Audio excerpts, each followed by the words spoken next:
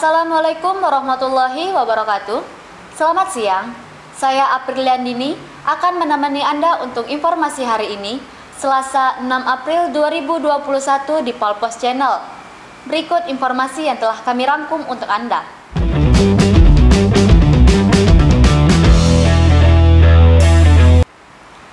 Dua pemilik usaha pembuatan kasur di lorong Sungai Lumpur RT 10 RW 02 Kelurahan 11 Ulu, Kecamatan Seberang Ulu 2 Palembang.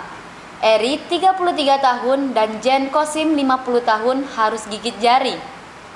Pasalnya, tempat usaha dan beberapa kasur matras siap jual milik mereka ludes di lahap si jago merah.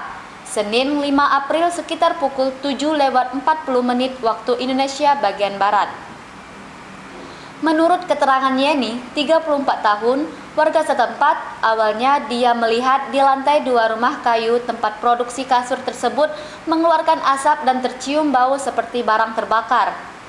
Warga beramai-ramai membantu mengeluarkan semua kasur dari lantai 1 dan 2. Tidak lama, 2 mobil pemadam kebakaran datang dan langsung membantu memadamkan api.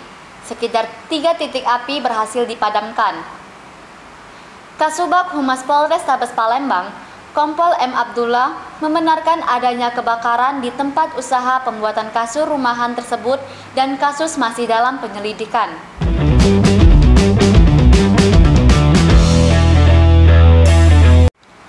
Jajaran Satuan Reserse Narkoba Polres Prabu Muli berhasil menggagalkan peredaran sabu-sabu jaringan lembaga permasyarakatan lintas provinsi.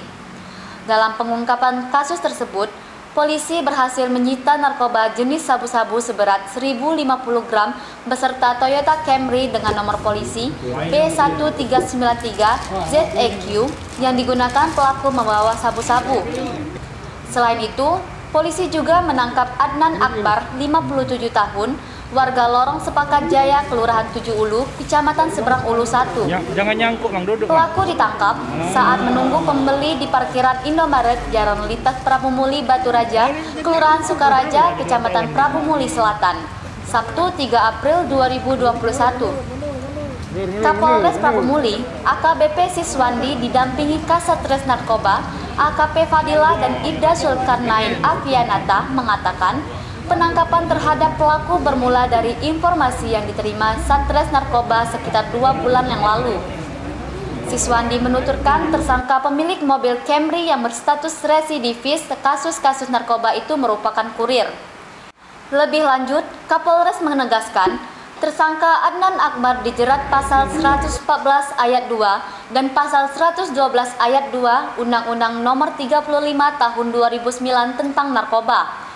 Ancaman hukumannya pidana mati, pidana penjara seumur hidup atau pidana penjara paling singkat 6 tahun dan paling lama 20 tahun dan pidana denda paling sedikit 1 miliar dan paling banyak 10 miliar.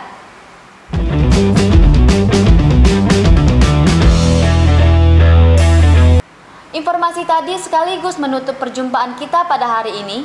Terus nantikan informasi terbaru yang akan kami sajikan untuk Anda. Saya Apriliandini mohon undur diri. Terima kasih. Wassalamualaikum warahmatullahi wabarakatuh.